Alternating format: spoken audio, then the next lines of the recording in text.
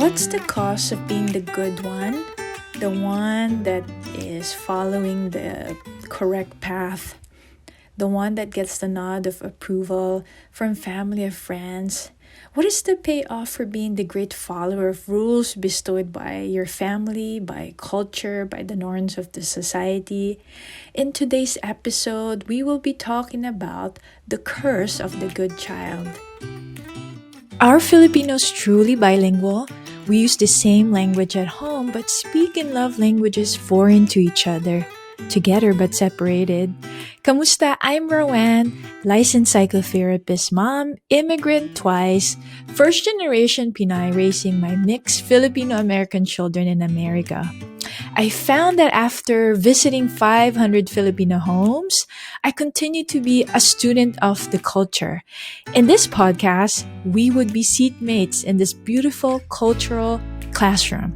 And by the way, did I tell you I need my kaping barako straight from Batangas before each class?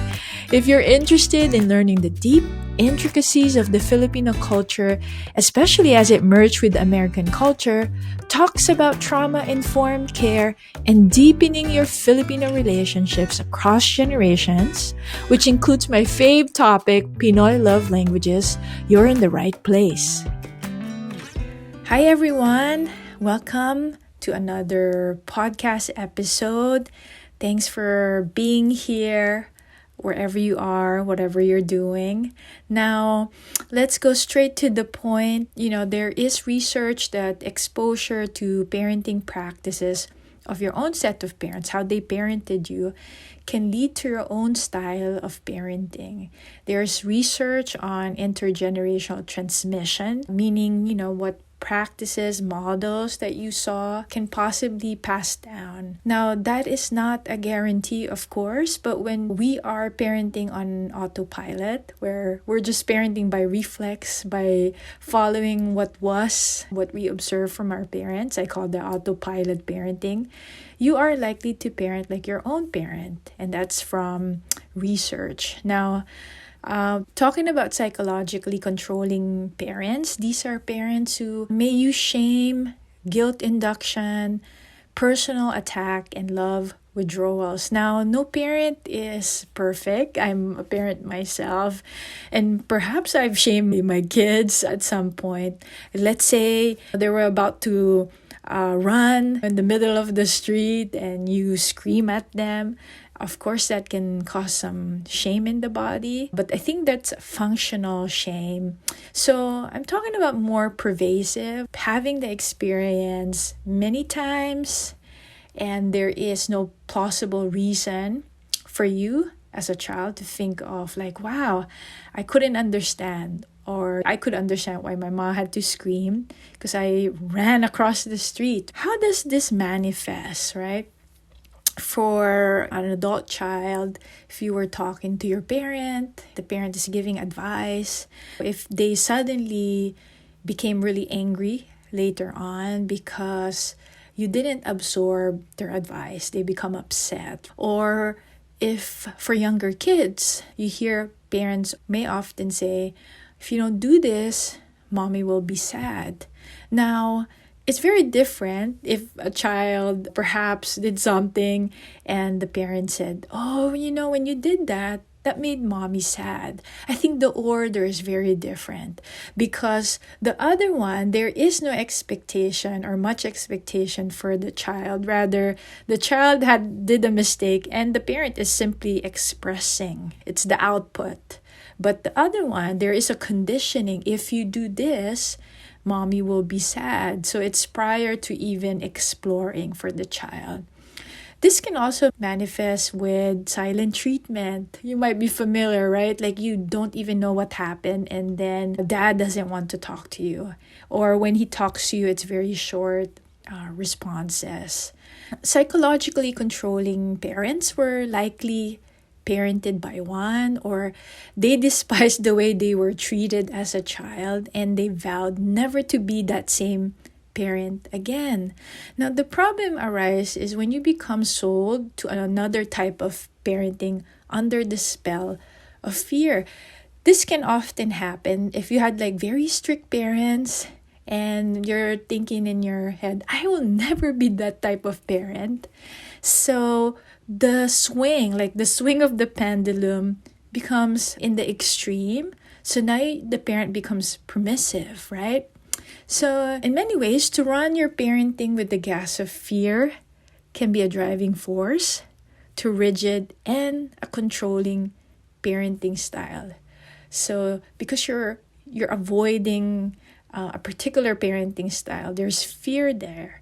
And when you do that, you once again you're recreating that same cycle. It looks different because you're permissive, but it's coming from the same root, if you will. Anything that comes from fear, even though it appears to be the extreme. Extreme love, the person could not do any wrong, or hating, actually comes from the same archetype. There is idealizing, let's say talk about the father, the model, the archetype, how you see a father should be. If your father could not do anything wrong, or you hate your father, for instance, of course I'm using extremes here, you're in a place where you are idealizing the model of a father.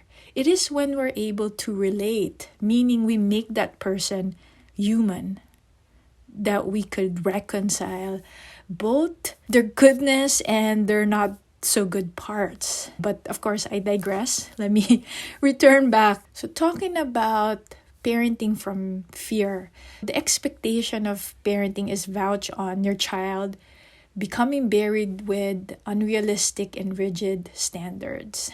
And again, at times the opposite is true. The standard is to have no standard, as I mentioned, being a permissive parent or a parent with poor boundaries, which is, again, it's almost like the same gas of fear with different colored vehicle. Now, what happens to the good child, And so let me define that. The good child is the one who gets a lot of praises. Be like that child, the model child. Now, the creation of a false sense of self becomes the very trap that keeps the good child striving for that good old feeling, right, of approval. So if you told someone, let's say Lisa, anyone a Lisa here that's listening? If you told Lisa, for example, you're so good, you're the best, right? Of course, Lisa is human and is a child. That feeling is very pleasant. I mean, you could just read your mom's eye, the way it twinkles, and you remember that in your body, and so you want to keep doing that. So in the beginning, the child is conditioned to perform, to be placed on a pedestal higher than the rest, right? That's the model child. If you have siblings, be like your ate. And she becomes the epitome of the projection of her parents, enamored by their attention. And or at least she gets the least punishment in the household. Now, you can imagine how this child becomes particularly sensitive to her parents' change in facial feature, like a slight look of disappointment, a grimace. What does that mean? She's always trying to figure that out. She has been made to please rather than to learn, also to please herself. One of the curse of the good child is the loss of connection with her own emotional states, her own emotional temperature. So because she becomes more attuned to her parents' emotional states more than her own, the good child may become easily dysregulated. So that might be a clinical term for you, but dysregulate, like you're just not calm with external sources of stress. As being good becomes her false sense of self. It's like the way you know yourself is just being, maintaining this goodness, even in adulthood, can be really draining. In many ways, it makes sense for a good child to keep reaching high for, imagine she's been noticed only from that vantage point. So if you imagine someone on top of the ladder, right? Any height lower will be tragic and would be a threat to his or her goodness. In the meantime, everyone else gets a stiff neck, like if you are the sibling and Ate gets all the praises, it's like you get a stiff neck, right? Because she's always on the pedestal, which is an illusionary pedestal. especially those who need to be less so that he or she could be more. Usually that's experienced by the sibling of the quote and unquote good child or the favorite in the family. So we'll talk more about jealousy, which is one avenue that occurs, or sibling rivalry when there is this good child in the family. So we'll talk more about that in a different episode. So, but depending on the birth order of the good child, how this manifests in later in life, the good child could be the advisor, the caretaker, the savior of the family. She could also be the one seen as the calm one. So the curse of the good child is that her parents have piled layers of clothing on her, and these clothing have kept her superficially beautiful and warm with attention. For any attention is good enough for a child, So many take on their self-criticism as part of their personhood, and therefore they prefer to keep it to maintain the illusion of goodness. They may not be happy, but at least they're good in their own minds. And this is the very curse of the good child. You are, truthfully, neither good or bad. So let's take a quick break. And when we return, we'll talk more about how to begin to feel good enough. So stick around, diyan ka lang.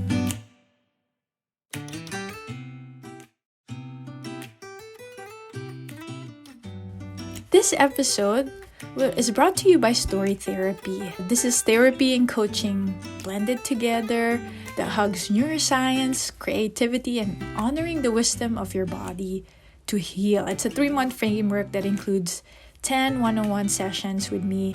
To check out if we're a good fit, see the link in the show notes for a complimentary consult. So welcome back. If you've been listening to the podcast, I'd really appreciate if you're finding the content helpful to you, to share it with your family and with your friends. And also, don't forget to leave a review. I'm looking forward to reading your review. So thank you in advance. So let's get back. How to feel good, just good enough, right? It's easy to see that the labeled child can go on labeling others. So this is often the case. A child that's been labeled good, that child, of course, not always. When we're talking about human behavior, and if you ever heard someone say always or all people, of course, that's not true. Even if we study human behavior, the truth is we can only study it enough. The magic of it is that we're all still very different.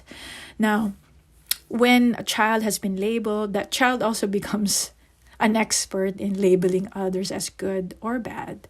Now, the body keeps tabs on safety, right? And do I belong?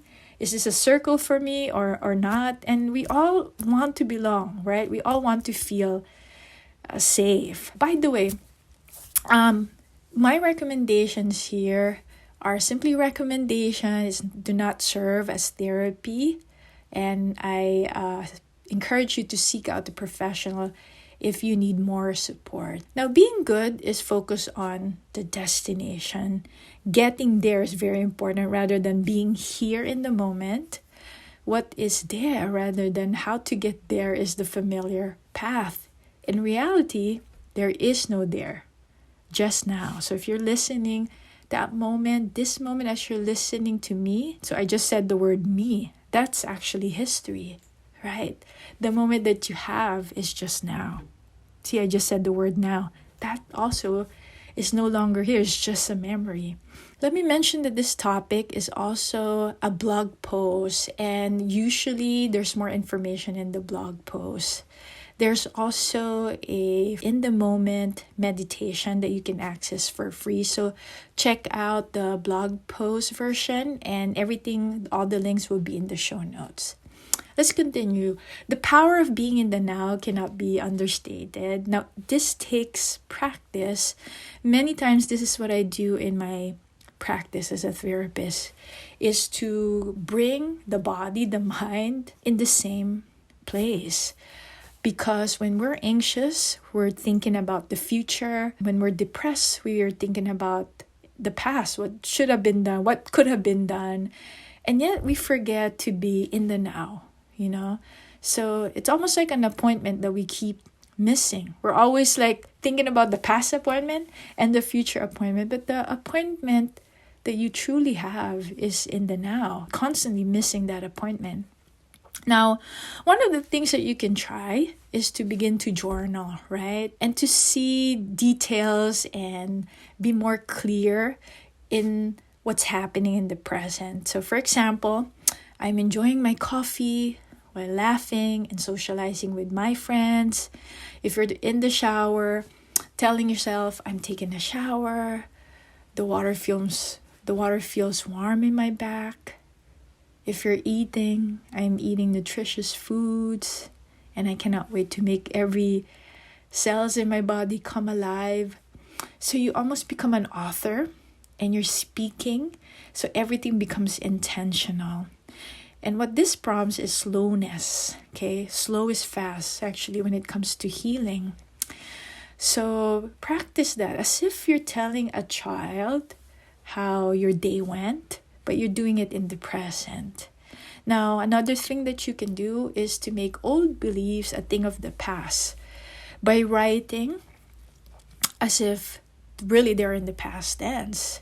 I used to be anxious, for example, talking in front of a lot of people. I used to shake when I hear my mother scream out my name. These are examples. Now I feel alert and calm. Okay, so creating an experience for the body where even though you still feel anxious now, you're putting that in the past. See how that works for your body. See what changes in you.